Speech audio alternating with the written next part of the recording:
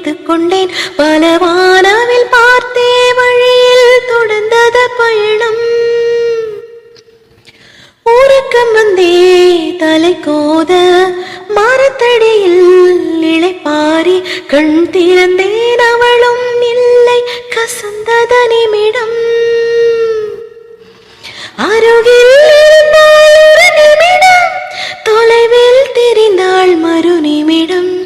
கண்களில் மறையும் பொய்மான் போலோடுகிறாள். அவளுக்கும் எனக்கும் நடுவினிலே திரையொன்று தெரிந்தது எதிரினிலே.